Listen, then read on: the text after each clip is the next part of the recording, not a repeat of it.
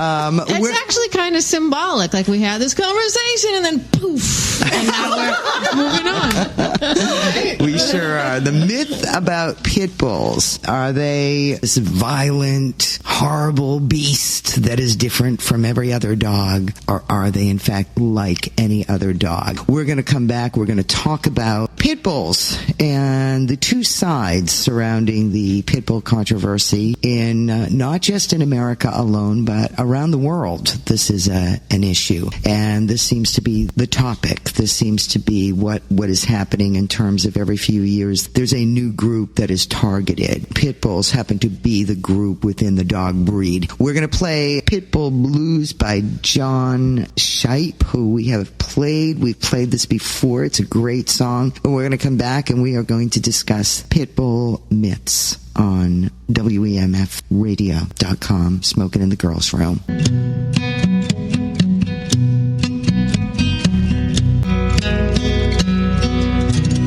We are Smokin' in the Girls' Room here on WEMFradio.com. We are going to be talking about the myth of pit bulls. Are they inherently dangerous, or is aggression taught in this breed by bad owners? There's lots of negative info that we are told every day about this specific breed, the pit bull. What is a pit bull? Is that actually a breed? That's another topic we'll bring up today. There has been negative info that we are fed constantly from the media, from legislators, from the general public, from every aspect. This poor breed cannot walk down the street and not be stepped away from constantly. Commence Smokin' in the Girls' Room panel, the pit bull myth. We had talked last week about no kill, and the one thing that I found really shocking about pit bulls, agree or disagree or whatever you feel about them, is that they're one of the most highly euthanized dogs because they can't be placed. People can't get apartments. People can't get insurance. There are some towns and states that actually legislate against having a pit bull, whatever that is, because that's another topic. We can talk about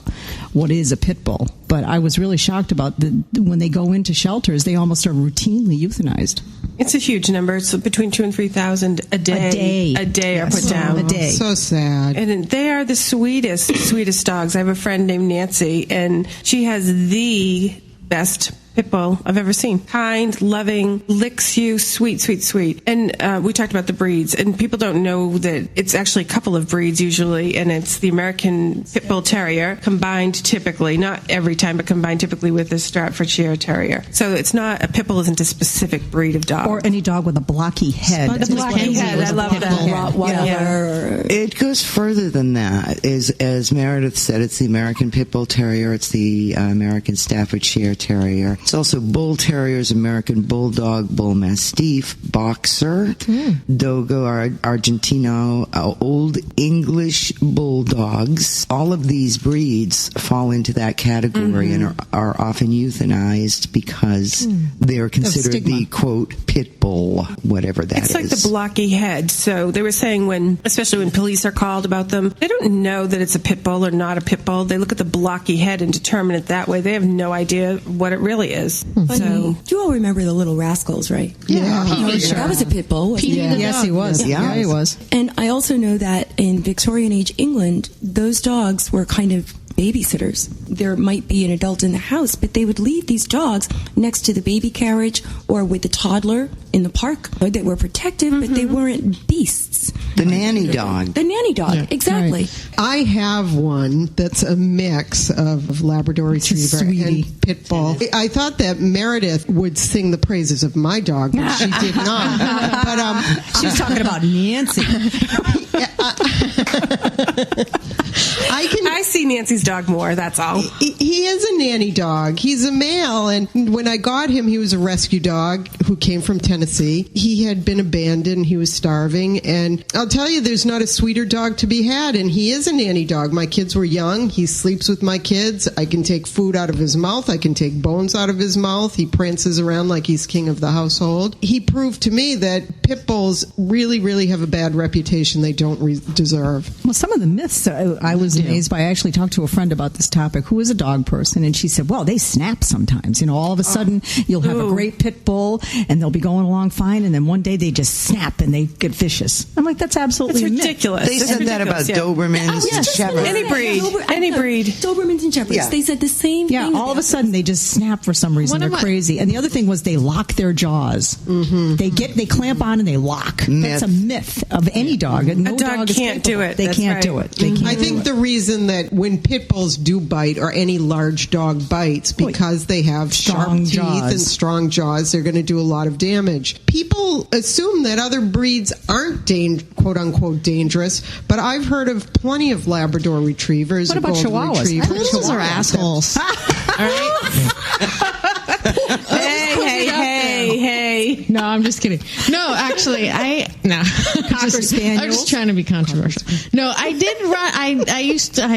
I walk in this outside kind of park trail area. Park outside.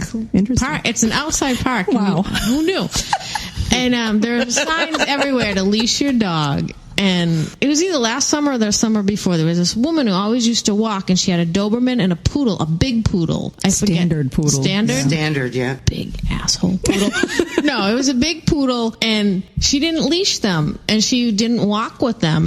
And the two dogs came up to me, and I kind of looked away. I didn't make eye contact. I stood still. I was as passive as I could be. And just sort of out of the corner of my eye, the poodle was baring its teeth. And I didn't advance toward it. And then the owner came by, and she was yelling at me. And I was like, can you leash your dog? That's why her dog is vicious, because she's nuts. Right. It's the owner. Yeah, and I didn't want to raise my voice because I didn't want the dogs to think I was confronting her. So I was like, hi. It was scary, though, because there's two dogs and me. And the owner. Lady. Any breed has the potential to be violent. I just believe it's how the dog is raised. Mm-hmm. And pit bulls, for whatever reason, there are these fighting rings, and that's the breed that is usually chosen. So you're going to get more people who are raising them for without good intentions. And I think that's where you get, because more of those dogs are bred for violence. That's where they get the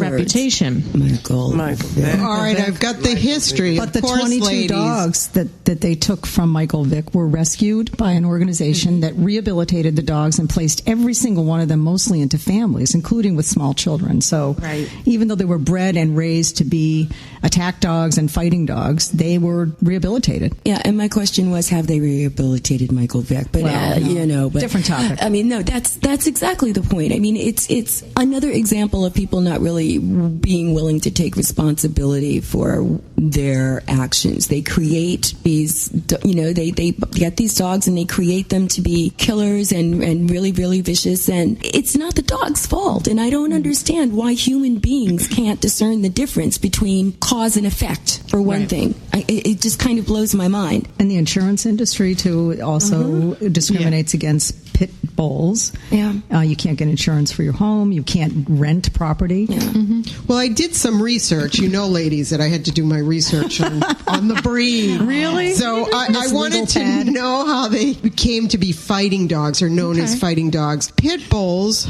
however they define them as pit bulls, are descendants of the original English bull baiting dog. Mm-hmm. And that was a dog that was bred to bait and hold bulls, bears, and large animals. So they used to breed this type of dog to hold large animals, and it was kind of a game to people. They enjoyed it. It was sportsmanship. And then they banned baiting large animals in the 1800s. So the people they bred their fighting dogs with terriers. Everybody knows terriers. They've got really nasty dispositions, and they're very alpha, but they're great dogs. So they bred them with terriers so that they would be smaller, more agile, and more athletic. And then they fought them dog against dog. That's the origin of the fighting dog. Well, it started with the original English bull baiting dog, as they called it. Yeah. What is wrong with people? I don't know. Well, it's like the cockfights back in the day. And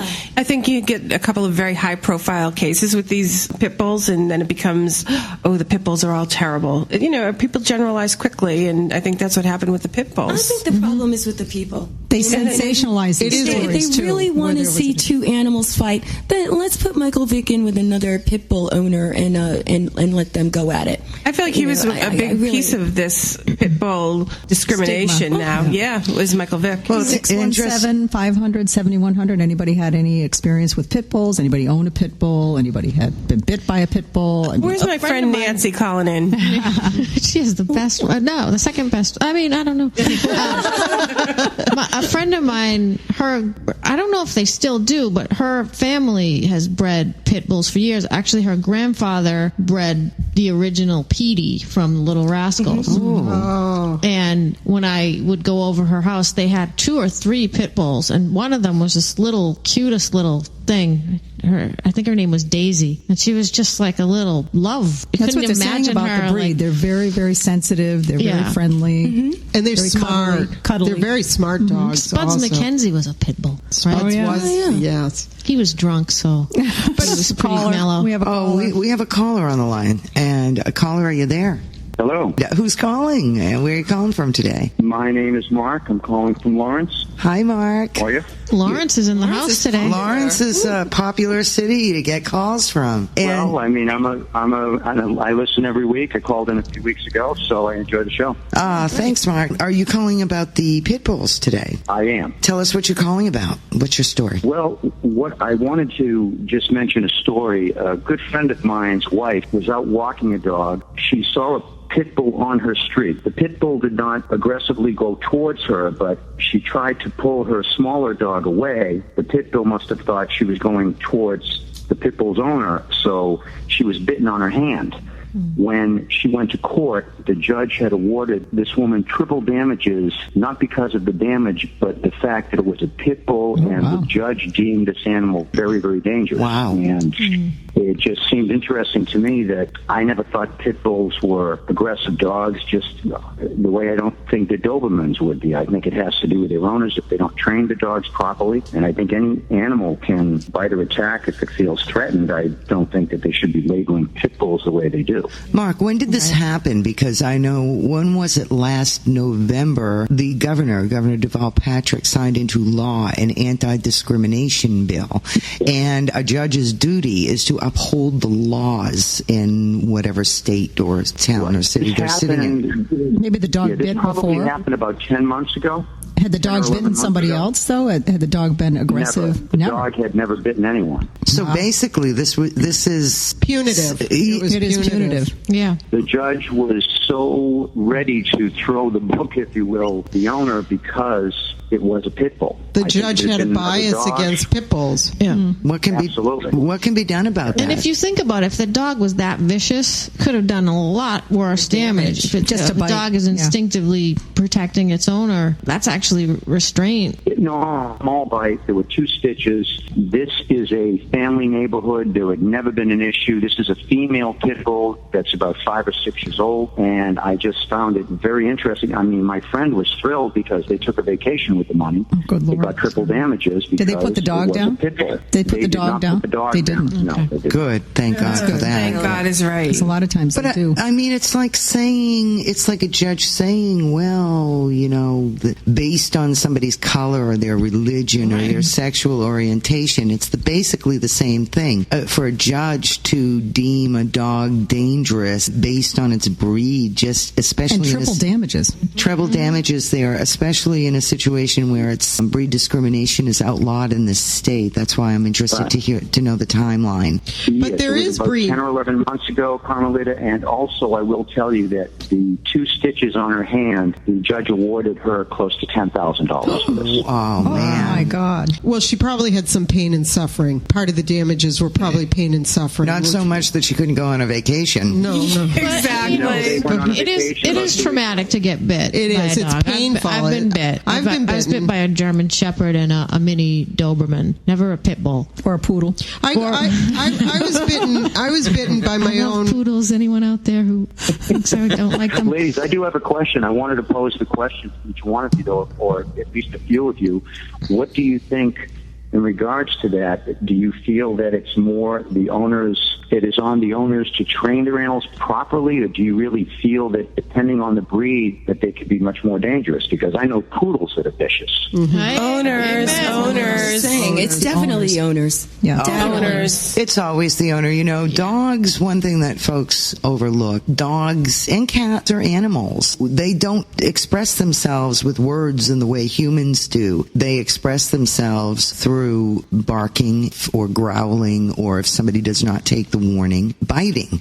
That is the way they talk. That is their language. They are animals first. It is absolutely every dog owner's responsibility, whether it's a Chihuahua or a Great Dane or a Pit Bull or a Poodle, to train their dog. And to control them. Otherwise, they have a liability on their hands. And socialize them. You have to socialize dogs. And leash them. Well, and I do, and I think that, and I don't want to get off subject here, but I think part of the issue here is that you have a lot of people who are irresponsible pet owners that think, oh, it would be so nice to get this little dog, and they don't realize they're caring for this life. That, I mean, a lot of animals are people's children, couples' children. Absolutely. And when they don't treat them as such and they don't take the responsibility, well, then they end up in shelters, too. I think what happens. They end up euthanized in shelters. Well, I mean, dogs are like people. We all have different dispositions. If a dog parent or a dog owner isn't ready to take on that, the dog might not have the personality they think that they have, and each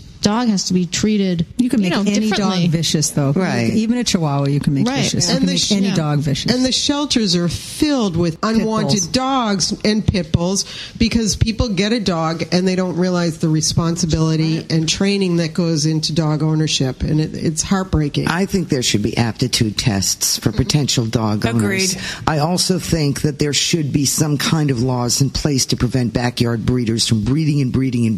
And they cheap spay and neuter. Absolutely. Or some kind of subsidized spay and neuter. And as great as Massachusetts is, we are a dog-loving state. We're an animal-loving state. You can go down south and you can find places. I mean, granted, their pet population is out of control. It's not as in control as Massachusetts per se, but they have free spay and neuter programs. They have things set up there that we don't here in Massachusetts. And I just think that people would donate and be a part of working with that if we got some of those programs into play here. Spay and neuter, even offering affordable training for new dog owners for both the person and their dog. Oh, it has to be both. Yes, and I do believe that. But I was going to tell you, Mark, that my only dog bite was my own dog. It wasn't my pit lab mix. I had a beautiful, big, thick yellow lab that was as sweet could be, but she was food aggressive. And so I was giving her some chicken, and she got my finger along with the chicken. And there is a lot of pain that goes with those puncture wounds. Yeah. I've been bit too. I've been bit. Yeah, they're deep. And I wasn't minimizing it, ladies, with what this woman went through. I was staggered when they told me that she got almost $10,000. Ridiculous. Yeah. I think it's ridiculous. I think that's outrageous. And if it was a different breed, she wouldn't have got that much. That's right. Even if the damage was the same. Yeah. Right. The judge said, what kind of a dog was it? And my friend told me that the minute they said pit bull, the judge's eyes got big, and that was it. He said he heard pit bull, and that was it. He basically threw the book at this dog owner. I wonder if the pit bull family could have countersued on basis. I don't know. No. This was in Medford, by the way. Appealed the decision.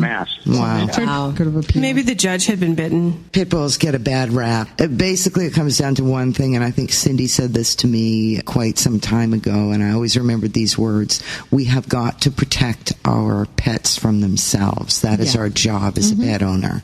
Go, Cindy. I agree that is. Yeah. Our neighbor, they just moved in. They just bought this house like maybe a year and a half ago. And they came with a pit bull that was a rescue pit bull. And this is the other side, though, because I love animals and we're working really, really hard here. But I don't know that there's any retraining going on with this dog. So it's like we can't work in the border garden near the fence where she she is because she just comes up to the fence and rah, rah, rah, rah, rah, rah. Totally aggressive. You know, it's really, really aggressive, and she runs back and forth, and she snuffles all the time, and it's really unsettling. And I'm not quite sure. I don't know how to talk to them. It's not my dog. I usually don't know what to say. Cookie. That's just that. I don't know that they're doing anything. I'm so pleased that they rescued her, but if they're not... That's an example of irresponsible dog ownership, though. Right. I hate to hear a story like that, because when you adopt a dog, and I adopt rescue dogs, and I adopt older rescue dogs, and when you take in a dog, you have a duty to train that dog, because a dog that has an aggressive or alpha personality that is not trained properly is an accident waiting to happen. Oh, yeah. And so...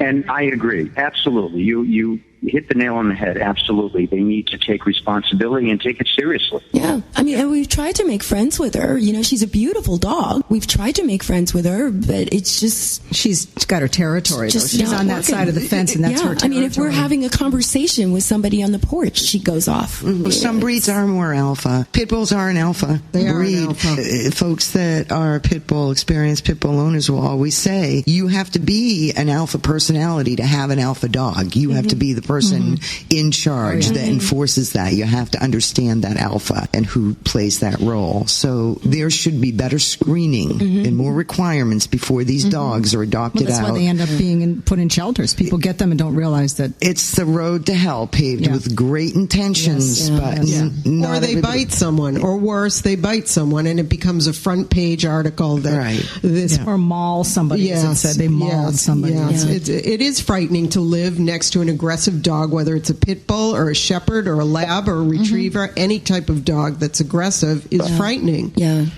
but I did, on the other hand, I do want to mention this before I forget it. A friend of mine told me there's a sanctuary, I guess, in Utah where they will take pit bulls and they will never, ever, ever, ever take them out. No matter how bad they are, they could be the most aggressive dogs, they could have the biggest problems, won't but kill they will them. not kill them. Awesome. It's called bestfriends.org. Just in case anybody needs to ship one out, that's a safe place to send them. If you go to our Facebook page, Smokin' in the Girls Room on Facebook, I posted a really interesting article from Esquire magazine about a pit bull. Really a great read about somebody that's rescued a couple of pit bulls and their story about it. Thanks, really, Val. really good. Our Facebook page is Smokin' in the Girls Room on WEMF Radio. And you can find it on Facebook, Smokin' in the Girls Room on WEMF Radio. Thanks, Mark. Thanks, Mark, for calling us today. Great story, a sad story. Yeah, ladies, again, thank you. The chemistry, again, as I told you a few weeks ago, is great. The comedic value is awesome. Even with a serious subject, though, you make it light at times, and we really enjoy the show. So keep it up. Thank you. Thank you, Mark. Have a great night. Thanks, same to you. And we are Smoking in the Girls Room. We're going to have to,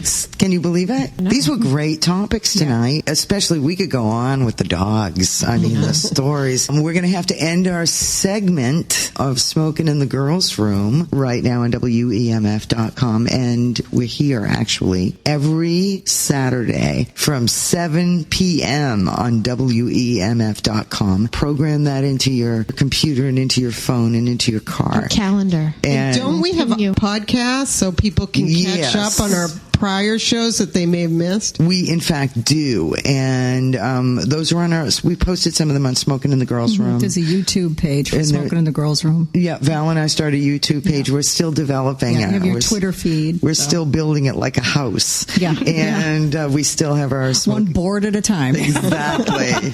And then we lost all the files. Oh, mama. And we're getting that together. But I do want to say that we do have some of the previous shows on the Facebook page if you scroll down, and I will be working on more of those. Yeah, you've edited them. She cuts them up into smaller bites, which are really nice. Yeah, so we cut them up into topics. We have to go. It's another night. I want to thank everybody, and thanks Smoking in the Girls Room. Thank you. Thank you to our audience. Yeah. Thank you for listening. And thanks to Dave Crespo on the board. Thank you, Dave. He We love you, rocks, Dave. and he puts up with me 24/7, so he's the best. Have a great week, folks. See you. Bye. WEMF Radio.